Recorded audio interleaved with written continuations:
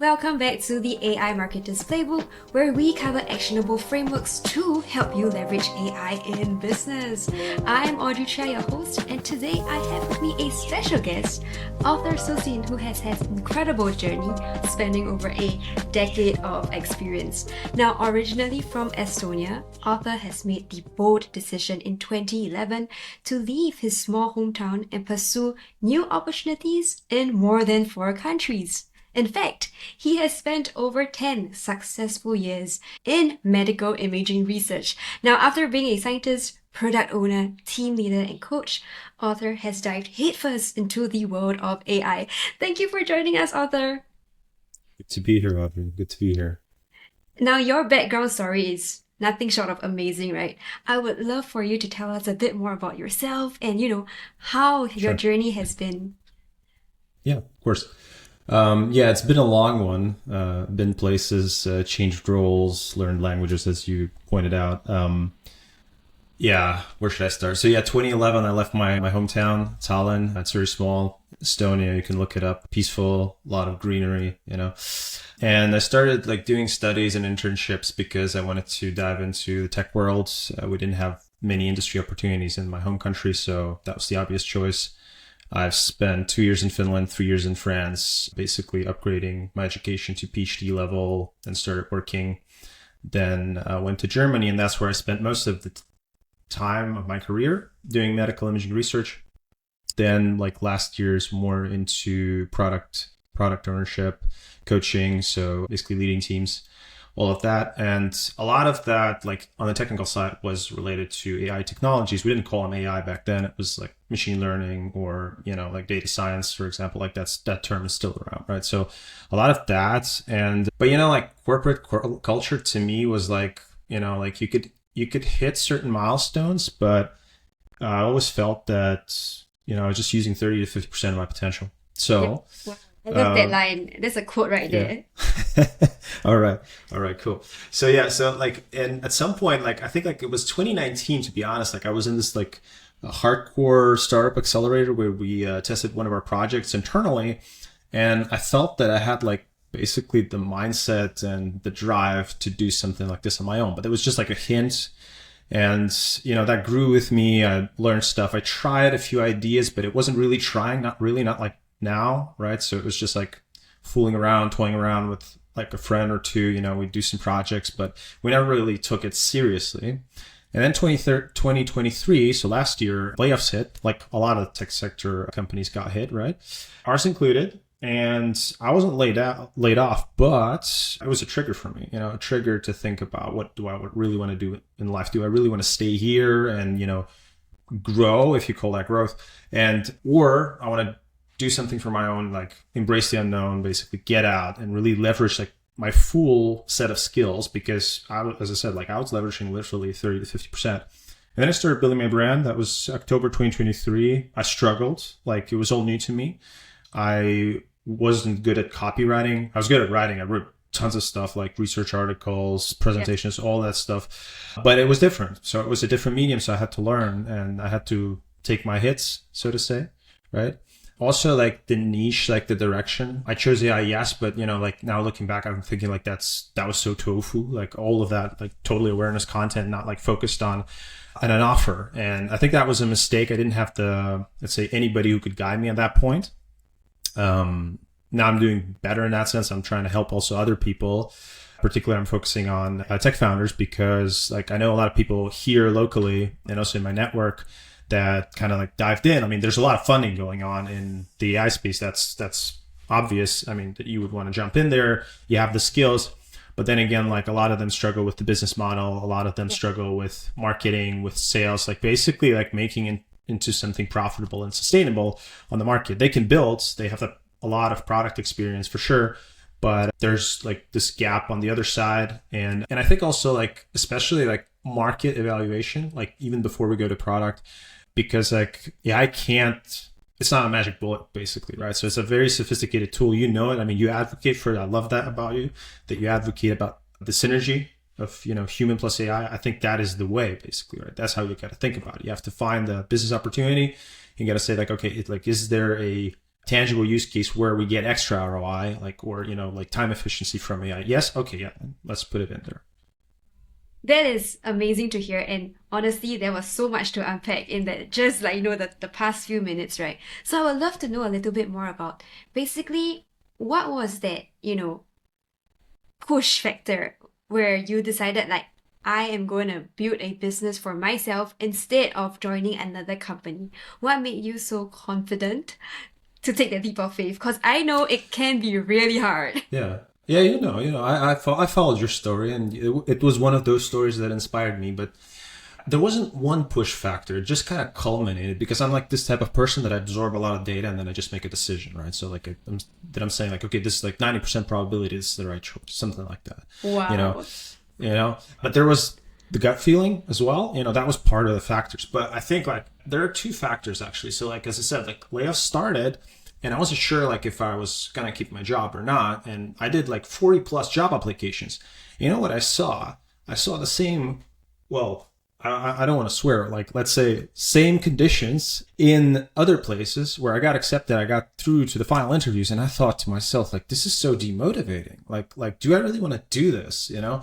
So 40 plus job applications. At the same time, I was reading a lot of business book. And this one, I really recommend that one. Really stuck with me in terms of mindset. It was like Millionaire Fastlane, where it just talked about, it just talked about the fact that, like you can give your 200% or 300% at the company, and then you get your 2-3% extra salary increase. Is that worth it? Is that really worth it? Because, your time on this earth is limited. So, and that really stuck with me because I thought to myself, like, I can give 400, 500%. And, is that the point? But it wasn't really about money. It's more about like, freedom to choose, because like the more I work in corporate, the higher you climb, the more constraints you have on yourself, right? So you have less creativity, you have less freedom to choose, what do you do? How do you play? Like what are the tool stack that you're going to use, like all of that. And I just thought like, yeah, I think like, I don't think entrepreneurship is for everybody, by the way. Like I talk with a lot of my friends and I think for some of them, that is not the way, but I'm a strong advocate for working, for yourself, like at least being self-employed. And I just, kind of like nudge them a little bit saying like, try the solopreneur avenue, maybe, because I think we have a lot of tools these days, like that'll give us the leverage to make that pretty much a comfortable way of life. And I think it can be a lot more fulfilling than the corporate lifestyle, especially for those people who are basically experts and specialists in a certain field. Definitely. Yeah. I think what you said, right? I think the idea of freedom and being able to maximize your potential is what drives many of us here to do what we love, right? I think that idea of being able to chase certain goals that you can achieve, and then also being able to overcome those challenges. But speaking of challenges, I would love to know a bit more about, your journey setting up your own AI business, because I for one have pivoted I think 7-8 times in the past year, and I would love to know how it has been for yourself. Sure. So I mentioned a little bit about that. Like in the beginning, I was with a couple of other friends and we wanted to do an AI startup, and that's a story on its own, maybe for another time. But the point is like, I was like trying to validate market at that time, not product, but really market, in parallel with building my brand, in parallel with doing a day job. And that was hard. Like that was like really not sustainable. So like I think like if I had like more focused time, I would have gone to the conclusion where I am now faster, but that doesn't really matter, And so that was one experiment, and we found a few interesting markets, but then at the end of the day, we all had different goals, different life situations. So we kind of disbanded at the end. I tried a newsletter, then it kind of like made me niche down to AI content creation, but I thought to myself, like, everybody's doing it, like literally, like this is a very broad market. And I thought to myself, like, is this like again, like maximizing my potential? So in parallel, I got better at content creation and generally like conversions, outreach, all of that stuff. Like it just like, and then I thought to myself, like, okay, like what would be a good niche, and I started talking to people more and more. I think that's the key part. Everybody's like, few people talk about is that, let's say you said you pivoted, right? So, I mean, I'm working on my positioning right now. And what I want to do is I want to talk to as many people as possible, because everything else is assumptions. Like even with AI, it's still an assumption. They could give you like a good pre-validation, right? These tools, but you have to go out there. And the thing is, like, after the first 10 calls, I thought to myself, like, hell, there's more to this than what I thought, right? And then like then you start to improve. Like the way I see it, like I kind of use the Hormozy model these days, like in 2 months in, like when I really focused on the, let's say, lead gen offer, right? What I think about is like, okay, you have a marketing component, you have an outreach or sales component, right? Before that, you have a product. Okay, you need that full loop first built, but you do not over focus on any of those components, like until you have that end to end. And then you start iterating across the whole loop. That's why I stopped posting 6 times a week, because it's meaningless. You know, why do I need that? I don't need that. I have enough inbound and outbound to work with, right? And there's, you know, let's say more of my time needed to work on the actual product, right? So, or with customers, even better, right? So that part, and then you kind of like loop through that. And I think like that's very good. And I think like, you know, like a lot of the feed advice is more towards like, yeah, max out your marketing, right? But if your offer is not there, then, you know, you're going to have a hard time making it into a sustainable business, because the way I see it is like, you want to get to a point where your product, your program, your service, whatever that is so good that people just refer you. Like, and that's like the dominant place where your leads come from. Like, I think like you have to get there, but to get there, you have to like go through this loop a lot of times. And, you know, like, that's why, as I said, like, I think like at some point I'll get back to posting more content. But as of today, I'm trying to kind of like have this pipeline in place and then just loop through it. You know, as soon as I know more, the product gets better, then I could say like, okay, like now I can handle more leads. I know enough about the market, and I can work more with clients and, let's say, spend less time asking about problems and things like that, or learn from the people I'm working with. And then I could just like increase my marketing funnel, hire people. You know, that's how you scale afterwards.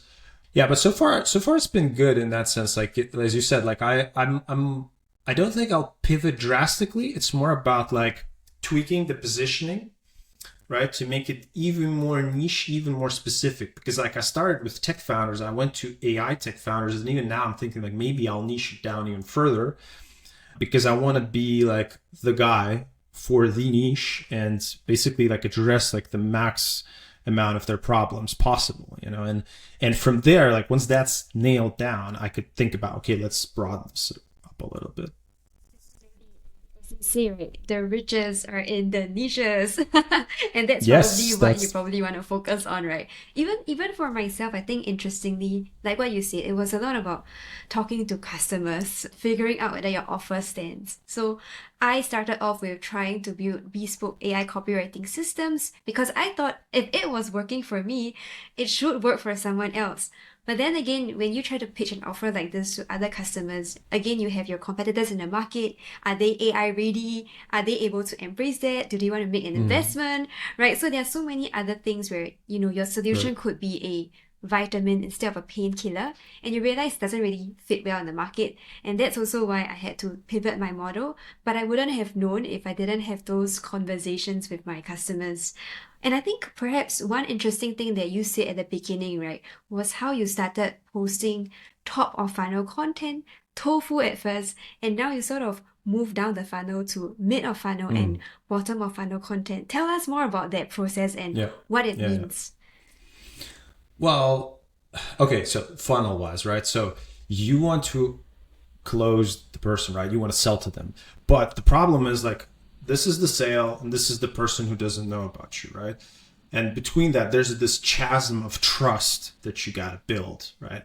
And you build that through interactions. You know, there are different models that say it's like what, 15, 21, whatever, like a lot of interactions that you need. But think about it this way, like if you want me to buy from you, I need to consume a lot of your content, because like at some point, like for example, if Audrey pitched me something, like I would probably buy, you know, because like, and if I needed it, like that, those are the two things. Like if I need, for example, AI copywriting for a certain aspect of my business, I know Audrey, I'd buy it. Like the close rate would be very high. But to get to that point, you have to basically guide your prospect through the funnel, what we're just talked about.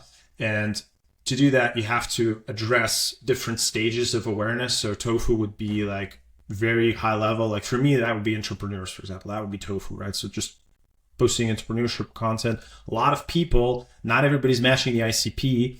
Mofu is more closer to your ICP. It's more about your authority content, about what you can do, what is your unique strength, unique experience, etc. And in Bofu, you add case studies, you add something actionable, something really valuable, and it should be really ICP targeted, I think, And I would even go beyond that to say, like, I think what we have on the feed, like in terms of social media posts, I think that is still, weak in terms of Bofu. And I think you need to go further and go email, to be honest. Like I closed my newsletter back in the day, but I am thinking about building email sequences because that, again, kind of nurtures this relationship and closes this trust gap even further. And you have, again, tools you can do that. It's highly scalable. You can just create relevant material. You can even personalize it. That's also doable. And I think that would be a good also addition to the Mofu, middle of the funnel and the bottom of the funnel parts.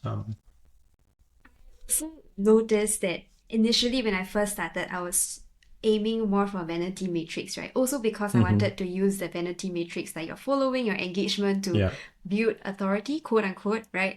So I was getting huge amounts of traffic in the beginning, but the number of qualified leads were so tiny. And then you're just going to get traffic in, but you're not going to convert them. And that's an issue. And also, like yourself, I probably pivoted to mid and bottom of funnel. So of course, my impressions and engagement would drop with the new kind of content because not as many people are interested. But then you realize that people who are actually paying attention are people who are more likely to be your prospects. So that is also something that if you are, starting out on LinkedIn and trying to get attention and trying to get leads, you probably need to really think about your funnel and how you want to build your content strategy. And with that, Arthur, I would also love to know, what kinds of projects do you normally help your clients with? And if you have an example to show us, that would be amazing. Of course. Well, I'm currently in the beta testing phase of my program. You could say that I'm doing a lot of free strategy calls to absorb more about the market as well. But those that I'm working with in the early stage of the program, just last week, we talked about exactly this point. And he said, after 2 calls and just applying certain strategies with respect to outreach, with respect to being visible beyond your own content. And I told him just comment, because I think he had 4,000 following, engagement was low. And I told him do you engage? No, I don't. Okay. That's the first thing, and go to the big accounts, drive traffic to yours, drive awareness. And I also told him about strategic outreach, how you could basically, if at least vaguely who your ICP is, you can make a list, engage a little bit with their content, personalize the outreach message. It gets you through the door. And he said after 7 or 8 days, added 120 followers, got 2 qualified leads inbound. Yeah. So yeah, it works. And he's not a big account. He's under 4K. So yeah. And that's what you say. I think I remember when I started, I was looking up to you guys. I was thinking 20, 30K, I got to get there first before actually, getting some business. And that's actually not true. I think you can have even less than 1,000 followers per se, but if you're good at sourcing potential clients and if you have a good offer, I'd say you need to have that good offer, right?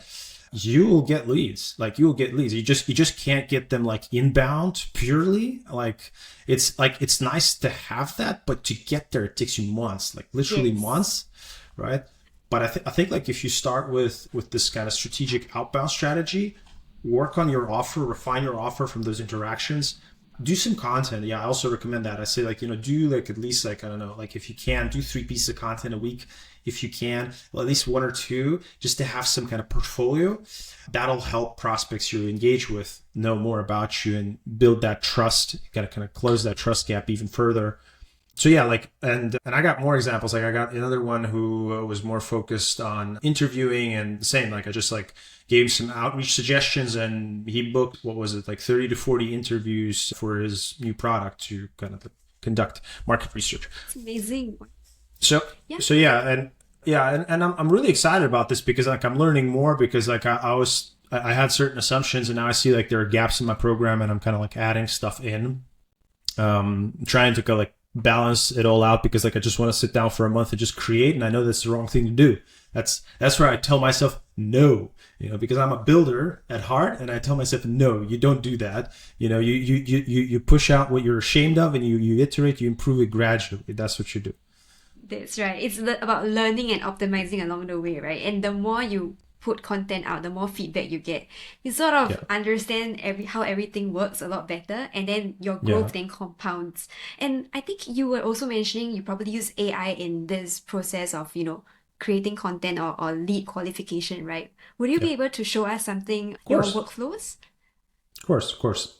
Well, content is one thing, but I have the lead qualification process I could share, and this is not scripted at all. Like I explicitly am going to do this way so Oh, that you I'm have so some insights excited. We into are in for a treat, it. everyone. Yes, yeah. So I hope this works, but yeah, just so you could see the process of what you could do. So what I would do is like I'm explicitly not using the Sales Navigator because I think you can get a lot of leads sourced even without Sales Navigator if you just like do searches, add some keywords, some filters, and that's what I did here. And I'm just looking for founders in certain locations, a certain profile language, and just gonna switch the screen so that it's easier for me to look at this. So, for those Yeah. of you who are listening to the podcast and you can't see the screen, what Arthur is showing us is a screen of his LinkedIn page. He is not on Sales Navigator. He's only using the search function where he has filtered people by location, industry, and of course, probably title, right? Yeah, exactly. Awesome. All right. So what I'm going to do now is I'm going to create a small list for us to qualify. And hey, we got the founder of HeyGen here. That's great.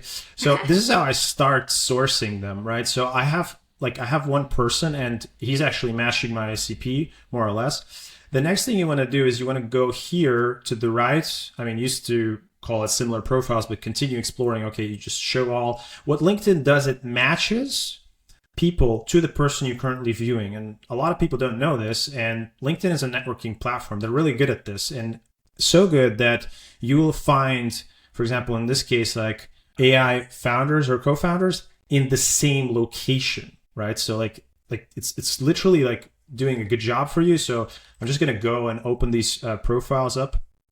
Okay, who do you got here? Yeah, Microsoft AI. Okay, maybe that's a little bit big for me. Okay, let's do this guy. Co-founder at HeyGen. Okay, we already have the founder. Codium. Okay, so that gives us 4. Let's say this guy. And the thing is, like, I don't explicitly want to look at their profiles because you could do that. What I want is just their LinkedIn links that I could just put in and filter, Okay, so I'm going to switch to relevance over here. And what I did is I built a tool that would take every one of these LinkedIn URLs and analyze their data. What that means is that it will access their profile, it will get their posts. Well, actually, to be honest, the last post in particular. It will get company info. It will get funding info if it's available on the company because that's relevant to your ICP qualification. What else? And then what it's going to do, it's going to use that information to try to qualify the lead because in the knowledge base, it has information about my avatar, very detailed demographics, psychographics, firmographics, all that stuff. It's all there. It also has some information on my offer, and it's going to kind of match that to that data internally. It's known to the tool, and then it's going to output a summary, a qualification score, and based on the qualification score, it is going to add outreach message. So right now, default wise, I set it to 70, but you can choose whatever you want, 70% match, right? And yeah, let's just do that. I'm just gonna go here and just So actually you actually gave it a score, right? So you have some matrix where you score your prospects. Correct. Yeah, that's exactly what I have. So this is a little bit manual, but what you could do is if you have a CSV, you could just import it, right? But this is just for the sake of the demonstration, right? So Got it. So for those of you who are listening, what Arthur is doing is taking the URLs of the different LinkedIn profiles and popping it into a table on relevance. Now, relevance is an extremely powerful tool. If you're thinking of, building workflows, processes, do check that out. Okay, we got 3, we got 4.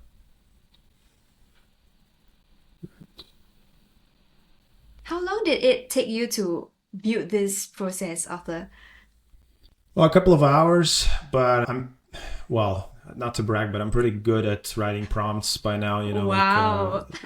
Just a built couple of several hours, GP. like, Yeah, but you tweak it. I think like also like based on my outreach efforts, I tweak the templates that are used in the outreach got it. messages. Right. So that's important. I think that's a general rule if you're building AI tools. The more context you put in, the better it Yes. gets. So that means like that's the thing. Like we mentioned, like AI magic bullet. No, it is not. AI is a stupid student. That's what it is. Like the language models are stupid students, and that means the more knowledge, the more of your expertise you put in, Yeah. the better the output gets. So think of yourself as the teacher who needs to teach the student. So like if you will just like have a few instructions, it will do okay. But if you have very detailed instructions, loads of examples, right? You're basically like directing the student very specifically, giving it a step-by-step guide, and that will get you good outputs. Okay, so I'm just going to say generate with tool, and I'm going to go lead screener. And okay, so URL matching to URL, and then I'm going to set the threshold. Yeah, I said 70. Let's stick with 70. Confirm. Continue. Yeah, I'll burn my credits. It's okay. And now it should just run. Hopefully, yeah.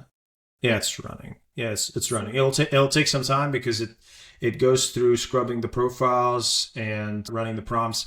I can maybe just add a few details about this. So relevance free is pretty generous, I would say, because you get like 100 credits per day, and that means like even this tool you could run it 20 times every day. So that means like I could screen 20 leads every day.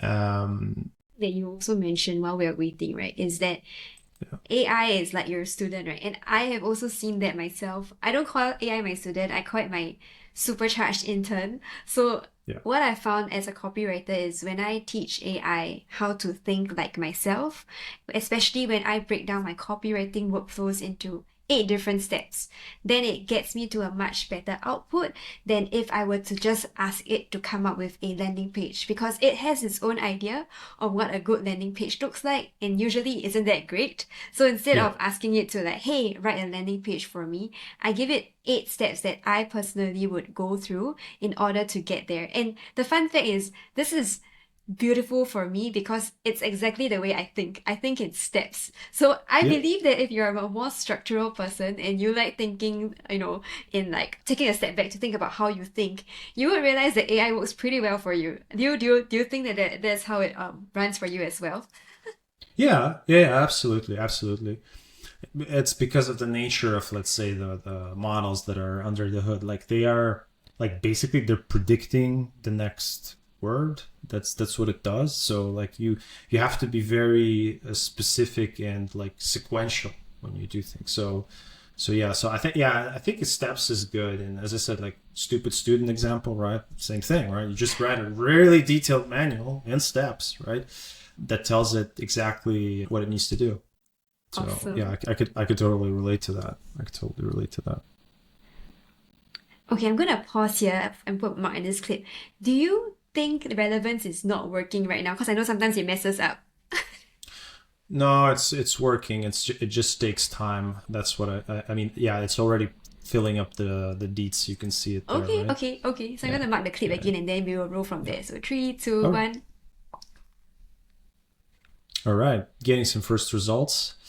Yeah, it does take time sometimes, but you could just like go and drink coffee or do something else. I mean, important is just to input the list, and that's it. And yeah, I can see already that some people are not qualified, and we can just look into that and see why.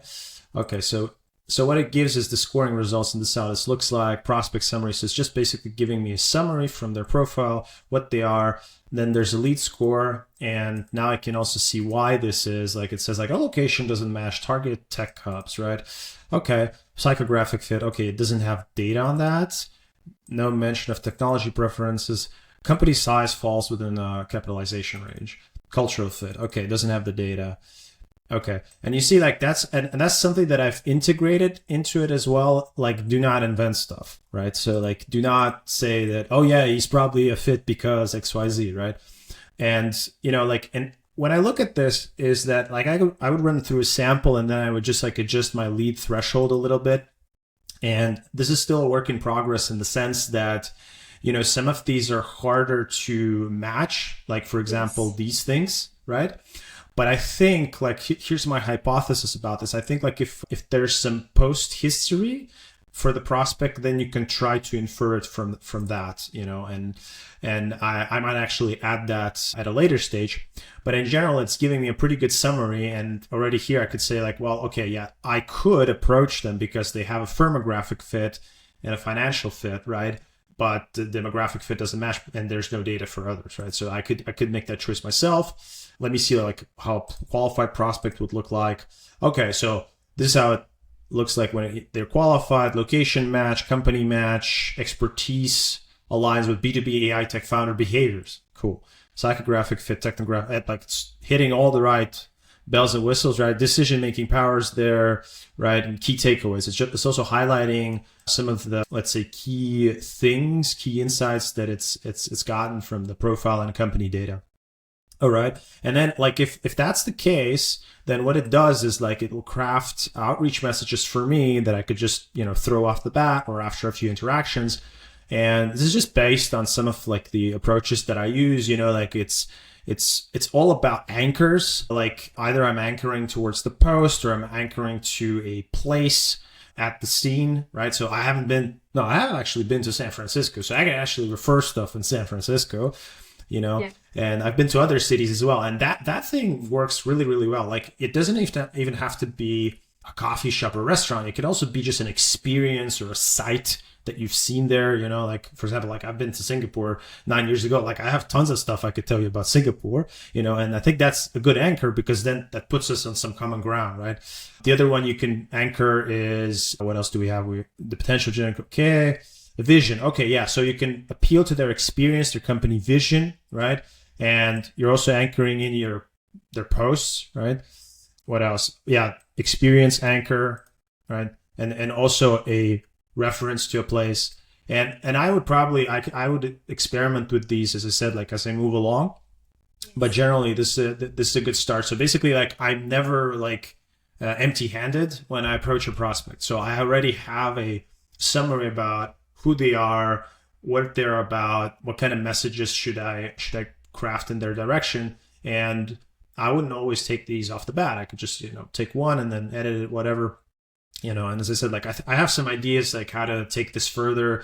You could use this also for when you already qualified the prospect, you're getting on call with them. You can pretty much enhance it and focus more on the profile, like getting data from their profile and their company, and actually have a matching one like this. And it's not qualifying, it's just giving me a very detailed summary and like matching parts of their experience or company, etc., to what I'm offering and to the avatar, so that like I have like a bigger picture, maybe like what they're doing in terms of their posts, right? So what are they about?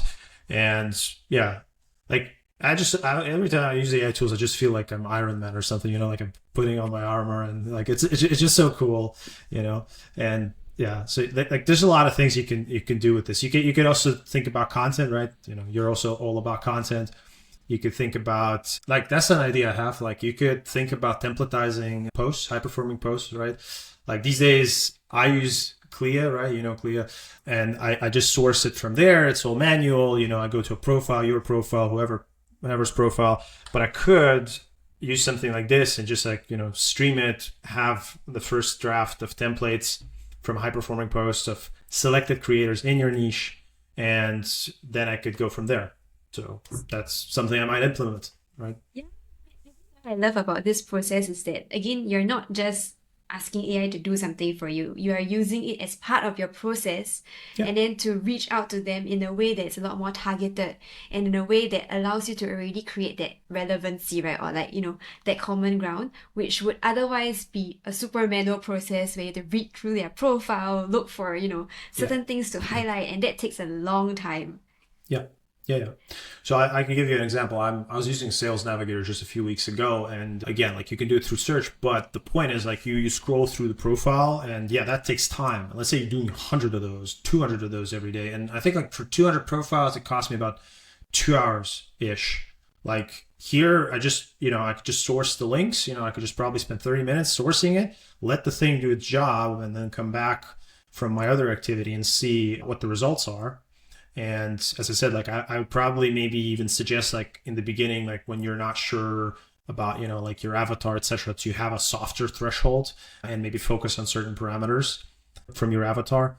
And then, like, because that's the thing about leads, right? You can't think, you can't say like, I'm going to be super strict on this, but then you have a very small pool, and in the beginning you just want to talk to more people, right? So you have to be a little bit more, I think, like open. And like I just put 70 to be strict, just to show that like it can make the strict cut, and just to kind of showcase that there are like different components to the qualifying score. But in principle, you could just say like, okay, yeah, just want a 50% match. That's enough for me, and we can go from there. So as you can tell, Arthur is a really numbers guy. And from the beginning of the conversation to now, it's really like numbers driven, which I love. I'm more like creative and conceptual, but I absolutely agree that it's great to be able to put a value to what you're looking for so that you can really find what you're looking for. But, beyond this demo, I would also love to know, what other ways do you think business owners can integrate AI into their workflows? What has worked for you, your clients, or what have you seen out there?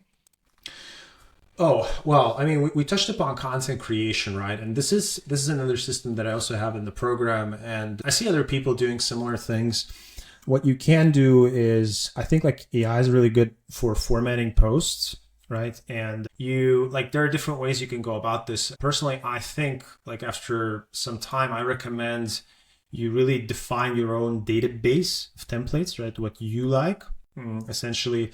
And then, like, depending on the post, you would select the template, you would make that decision. Because like I actually have a system that does that for me, and it's okay.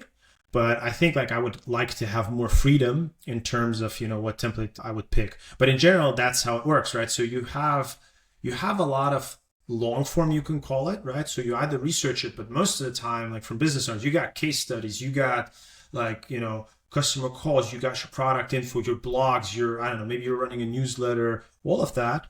And you could take that and you can repurpose that into shorter form, which is social media posts. And for that, AI is pretty good. And if you have templates, that's basically like a way to reformat it, restructure it. Think Microsoft Word and, fonts, titles, or whatever, like it's the same thing. You just have to have a good style that you like, or like a set of styles.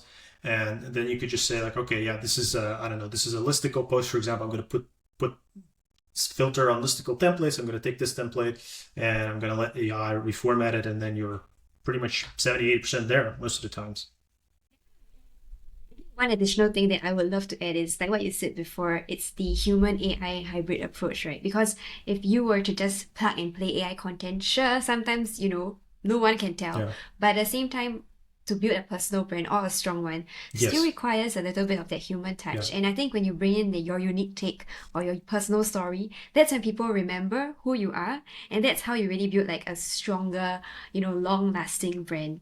And with that, I would love to ask if you have any final tips for, entrepreneurs or other founders who are trying to get started on their personal branding journey. What would you advise them? Just go for it. Just do as many repetitions as possible and stay disciplined. It's hard. It's never easy. It's like this, right? But the more iterations you do, the better you get at something, whatever that is, personal branding included. I would also say that if you want to build a business, talk to people, like literally talk to people, because in the beginning, when we're starting out, we know this much about the problem, when in the reality, the problem is so much bigger, and, I would challenge the advice on the feed that says, put out content, you'll figure it out later. Don't put out content until you've spoken to at least 10 people. That would be my advice. Like, speak to at least 10 people of your hypothetical market, get some insights, and then say like, okay, yeah, I think I get that. And I think like I can target these people, and it might be wrong. You might be pivoting afterwards, like not even like refining, but really pivoting, but you have the experience now. So that means the next time you're going to do it, you're going to have a process to it, right? I love that. So, Arthur, to wrap things up, can you tell us a bit more about your program and where people can find you? Sure. Yeah, so my program helps B2B AI tech founders get a sustainable flow of leads through LinkedIn.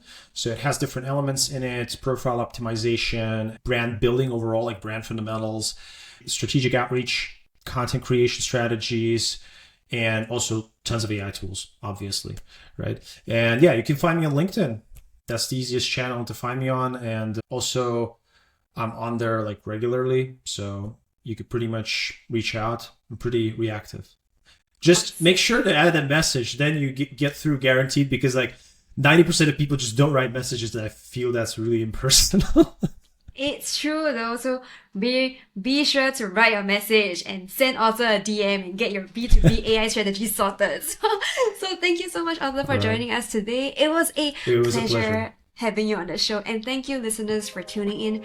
Don't forget to subscribe to our podcast and follow us for more exciting episodes on leveraging AI. See you next time.